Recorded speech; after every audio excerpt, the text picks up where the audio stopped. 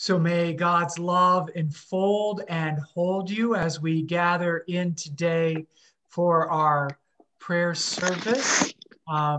As we center our hearts. Oops. Um, Greg, would you please lead us in a breath practice, please?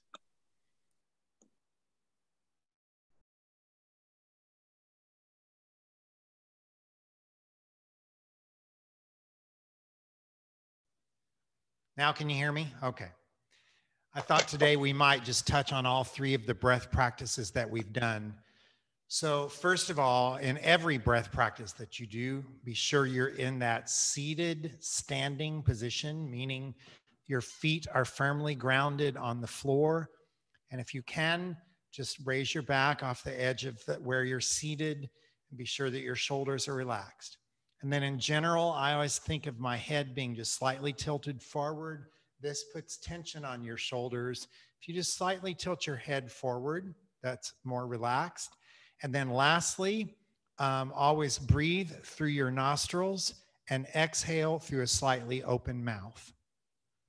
So in review, the first week, we just took a cupped hand and you inhaled with that to represent that inhale, and then you held it. And then with an open palm, you released it. So let's do that. Take one hand, your right hand. Let's start with that and just do that. We'll do it 3 times. Let's inhale, hold it, and then release. Let's do it with your left hand. Inhale, hold it, and release.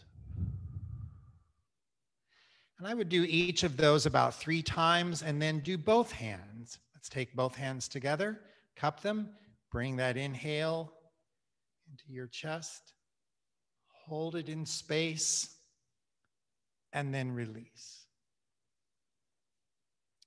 So again, I would do each hand 3 times and then both hands 3 times. So you've got 9 good planned breaths.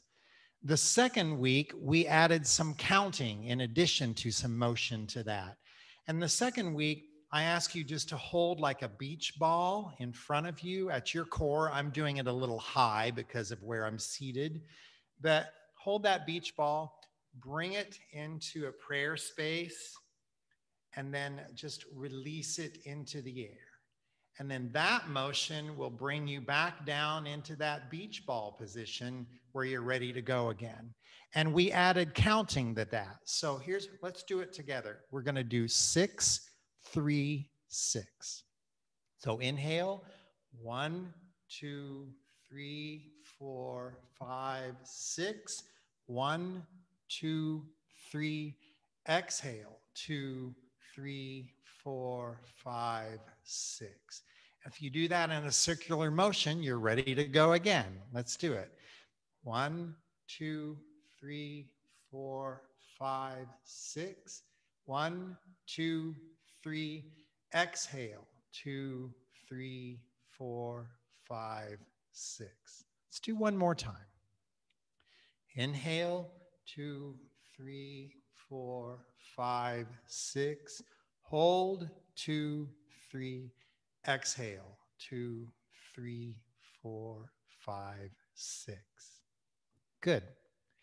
And then last week, we also counted a little more challenging count. We did inhale over 5, hold for 7, and a controlled exhale over 9. Thinking about those chakras that are energy centers in our body, 5, 7, and 9. And I had you just hold your core, your belly button, put your hands there. And we inhaled for 5 beats, right up to holding your heart for 7. And then releasing through the chakra of your eyes and head for 9. Okay, so let's try that together. Hold your belly chakra, your core, and inhale. 1, 2, 3, 4, 5. 1, 2, hold. 5, 6, 7, release. 2, 3, 4, 5, 6, 7, 8, 9. Let's do that again, and I'll count again for you this time. Hold your belly. Inhale, 2, 3, 4, 5. Hold, 2, 3, 4, 5, 6, 7. Release, 2, 3, 4, 5, 6, 7, 8, 9. If you can, without shoulders, I think it's important to release that through the chakra of your eyes and the very top of your head. All right, one more time. We're going to do that one, and you count on your own. I shall not count for you this time. Here we go. Inhale.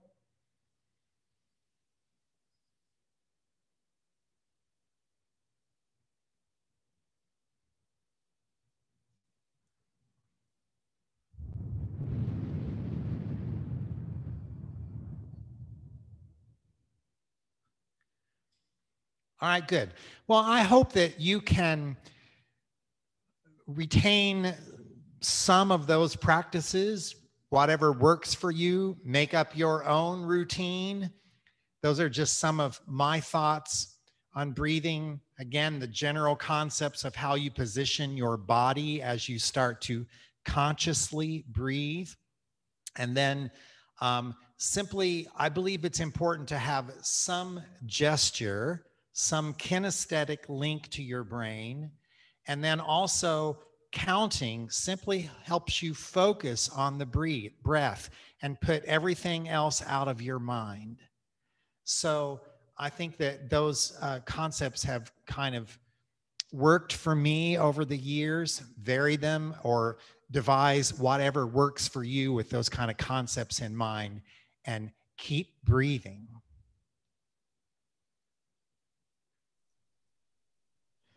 Thanks, Greg. Can we do that refrain for "I love to tell the story" one time, please? I love to tell the story, and when I am in glory, I'll tell the old, old story of Jesus' endless love. I love to tell the story, and when I am in glory, I'll tell the old, old story of Jesus' endless love. Let's do, I think you may know the verse too. I'll sing it and then you join me in the refrain again, but you join with me if you know the words. I love to tell the story of unseen things above, of Jesus' radiant glory, of Jesus' endless love. I love to tell the story because I know 'tis true. It satisfies my longings as nothing else can do. I love to tell the story, and when I am in glory, I'll tell the old, old story of Jesus' endless love.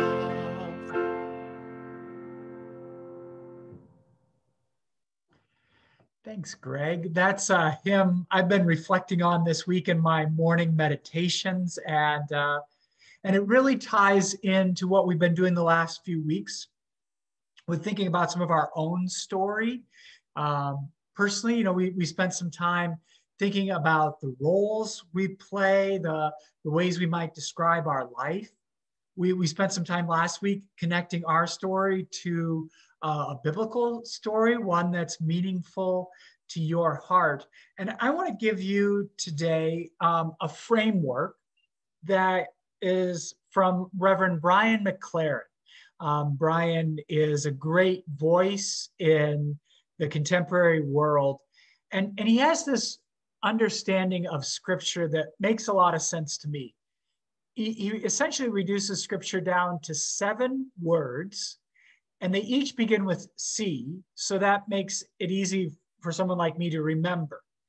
He says the first word that can describe Scripture and the story that we love to tell is creation.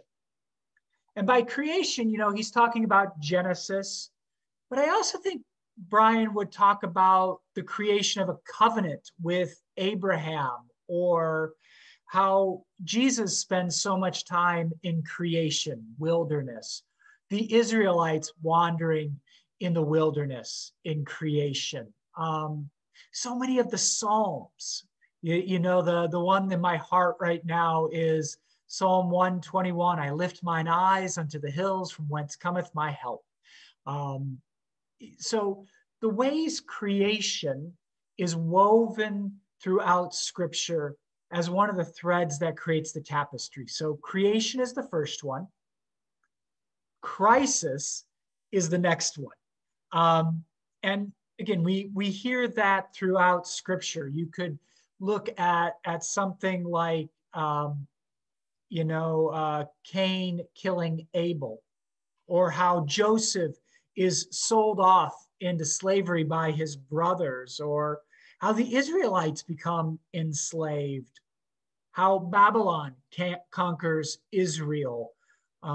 Certainly Good Friday, Jesus on the cross, is a crisis. So you start with creation. And even though God pronounces all of creation, all that God has made good, very good, we also know that the world isn't always great. So it makes sense that the next word is crisis. These moments of conflict would be another word there too. Creation, crisis, and then calling. And I like how calling is the third word, that out of the goodness of the earth, the image in which we are made, out of the crisis, the brokenness, there's also a calling, the voice of God to Abraham and Sarah that they're going to have a child, or to Moses from a burning bush. I think about God calling Isaiah in the temple, that whole worship experience. God calling Jesus in his baptism, or then Jesus in turn calling the disciples to come and follow him. Paul on the road to Damascus is another calling experience. I'm just highlighting a couple of these stories so you can start to hear how that thread, that theme, gets woven into the overall tapestry of the whole story of Scripture. Creation, crisis, calling. And then the next one is conversation. And again, hopefully these are going to start to make sense to you, because in each of those cases where someone is called, there's always some conversation that goes on. Moses pushing back a bit on God. Well, I don't know that you really want me, God. I stutter. I'm not all that confident. And, things didn't go so well the last time I was in Egypt. Moses had killed somebody. But that conversation element is throughout Scripture. Again, it's in the Psalms crying out. Sometimes it's the Psalm Jesus quotes on the cross. Psalm 22, my God, why have you forsaken me? Only then Psalm 23, the familiar one about calling out to God who's the shepherd. There's constantly these conversations that Jesus is having. We've been looking at them, right, the last week, both with the beloved who was was blind.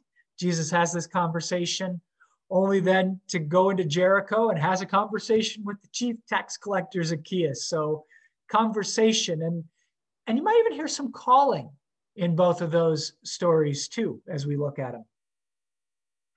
That brings us to the fifth C word, and that's Christ. And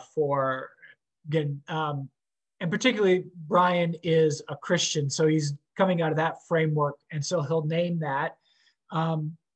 Brian would talk about how, at least for the Gospel of John, Christ was there from the beginning. John 1:1. In the beginning was the Word, and the Word was with God, and the Word was God. Or for those of you who are familiar with some of Richard Rohr's writings, he'll talk about the universal Christ, which only means that Christ can wear many faces. Christ isn't only the presence we might talk about in the Christian church. Christ can appear in multiple ways to people of another faith or of no faith. And we hear that. I'll just circle back to Paul's conversion. Paul's on the road to Damascus, thinks he's got faith all figured out, who God's enemies are. God calls him. God has a conversation with him. Why are you persecuting me? At that point, Saul. And then because of that Christ-like encounter, there is this kind of conversion of Paul's heart. The sixth word is community, which is what we are right here and right now. But community is formed throughout Scripture. Remember, one of my professors in seminary would say, Genesis tells about the creation of the earth and humans and animals and birds and trees. Exodus tells about the creation of community. How are these people who were enslaved, bound up in Egypt, how are they going to be a group together? And if at some point here, we'll do another pass through Exodus, because just like human community today, they have some fumbles and bumbles along the way and get frustrated with each other. But community is really throughout Scripture. And, the counterpart to Exodus from the Hebrew Scriptures would be the book of Acts in the New Testament. Acts really tells the story of the early Christian community, and how we tried to negotiate being faithful in those days. Creation, crisis, calling, conversation, Christ, community, and then the last one is consummation, which is a big theological word. But for me, consummation, I understand that in my mind to think about those glimpses of grace that God gives in Scripture, in the Scripture stories, so that we might recognize them in our own stories. So I think of things like the rainbow for Noah, or I think about how King David danced before God in the temple or played his instrument, or Jesus welcoming the children, and the fringe and the fray. Or we get this great consummation, grace-filled moment, a bit on Palm Sunday, but then certainly on Easter morning when we wake up to God's yes to life. And part of what I'm inviting you into with those 7 words is to think about ways that those words might frame or be true in your own story. How does creation help frame your story? I can think about, for me, my calling to ministry happened in the boundary waters of Minnesota. So creation or how renewed I feel anytime I'm in creation. Crisis, certainly, maybe that's the easiest one for us, maybe settle down, and we don't get very far in life without some crisis. And certainly the pandemic, the polarization in our country, the shooting in Atlanta and then in Colorado. Unfortunately, we only need to turn on the news to see another crisis sometimes. Conversations. In just a moment here, we're going to have some conversation, moments like this on Zoom. Ways we might experience Christ in our midst. Ways we are connected as a community. And maybe that Christ and community has some overlap. It doesn't just have to be this experience is only a Christ experience, and this experience is only going to be classified in the box of community. I think sometimes an experience can be a couple of these C words. And then hopefully in some of those experiences, there is that consummation, that trace of grace. I'm going to pause the recording here.